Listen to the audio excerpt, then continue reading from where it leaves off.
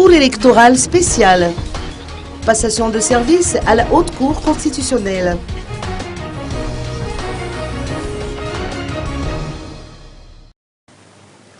Étant donné la fin imminente du mandat de la Cour électorale spéciale, la cérémonie de passation de service entre son président François Rakoudzaf et le président de la Haute Cour constitutionnelle Jean-Éric Rekoutoarsou a eu lieu aujourd'hui.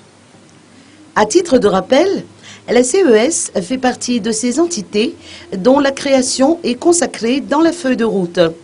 Désormais, la mission de statuer sur les contentieux électoraux est confiée à nouveau à la HCC.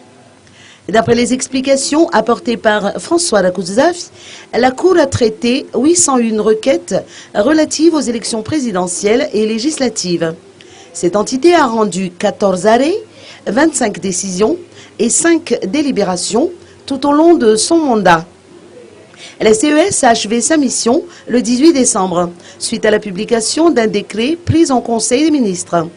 À partir de maintenant donc, il revient à la Haute Cour constitutionnelle de prendre en main le traitement des contentieux relatifs aux élections nationales tel qu'il est défini dans la Constitution de la République. Bon, l'importance de cette passation de service, c'est une pratique administrative normale, hein, vu que la Cour électorale spéciale, qui est une chambre ad hoc de la Haute Cour constitutionnelle, cesse ses activités.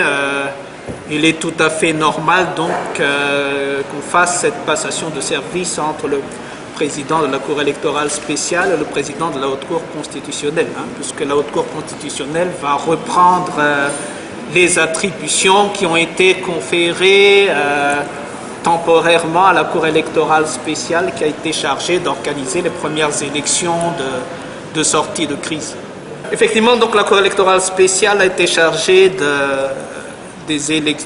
la première élection présidentielle de la 4e République et de l'élection de la première Assemblée nationale de la 4e République.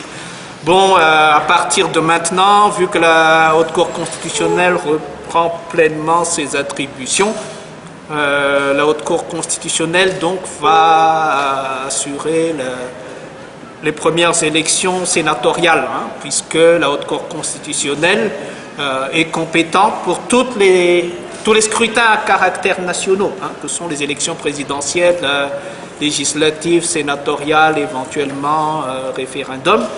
Par contre, il faut que ce soit clair que les prochaines élections communales relèvent de la compétence des tribunaux administratifs et du Conseil d'État. Donc la Haute Cour constitutionnelle ne va pas interférer dans ces élections qui sont attendues jusqu'à maintenant pour juillet 2015.